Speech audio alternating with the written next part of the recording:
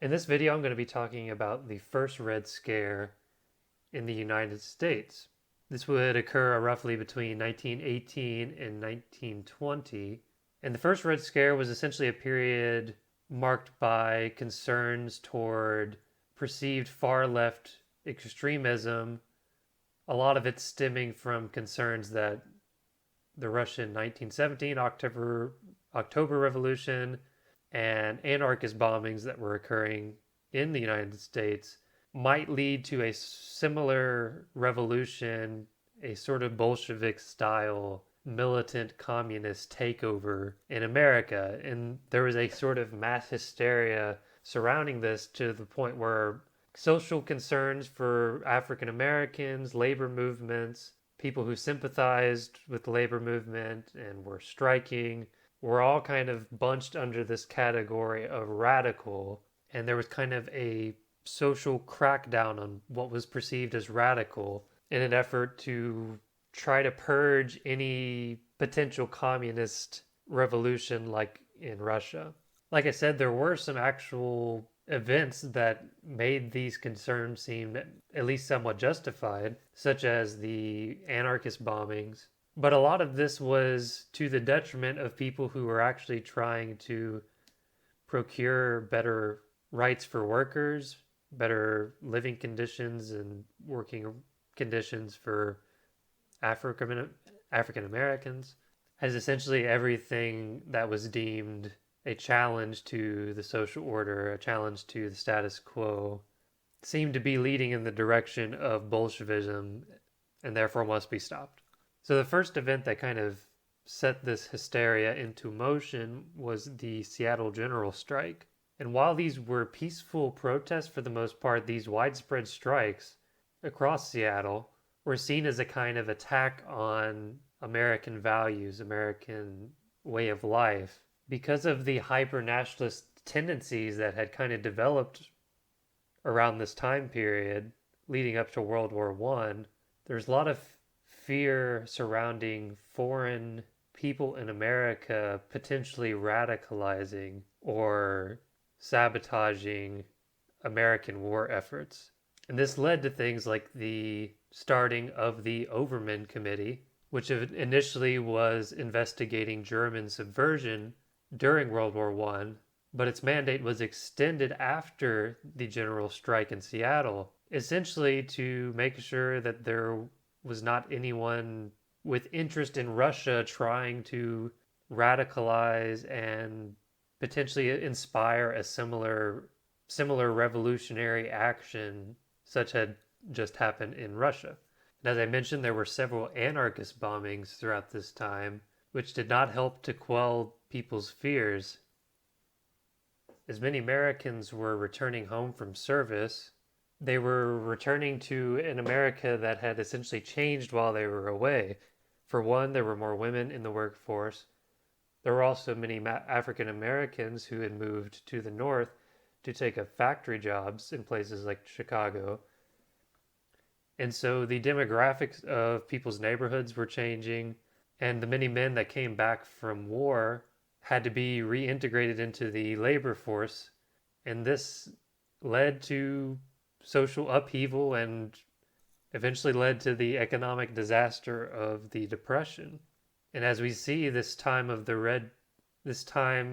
we call the Red Scare is characterized by strikes such as the Boston Police Strike, the Steel Strike of 1919, and the Coal Strike of 1919.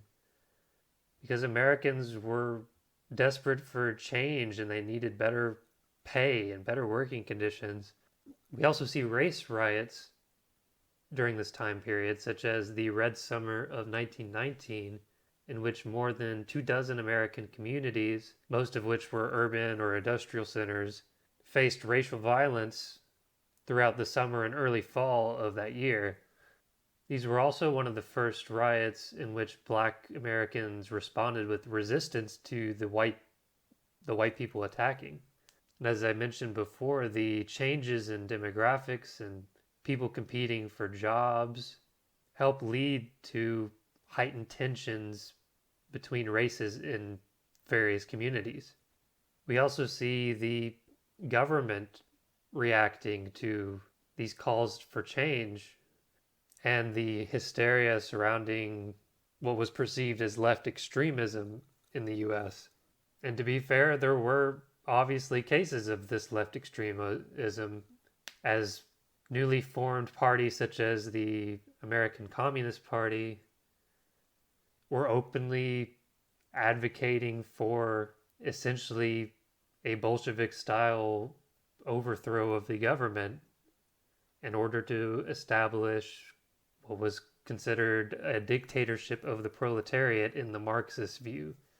The government responded with things such as the Palmer Raids, and with more government policies such as the Immigration Act of 1918, the Sedition Act of 1918, and the Espionage Act of 1917. The government had much more power to prevent immigrants that they saw as potentially radicalizing people further from coming in. It also allowed them to deport lots of people they considered radicals. And actions such as the Palmer Raids were essentially campaigns directed against radicalism and were successful in identifying several thousand suspected leftists and radicals to be arrested, many of which would be deported, as some of them were immigrants. We also see deviations from democratic norms, such as in the case of the expulsion of socialist assemblymen from the New York Assembly. Newspaper coverage and films also helped to reinforce the hysteria surrounding fears towards socialism, the labor movement, and far left movements such as Bolshevism and communism.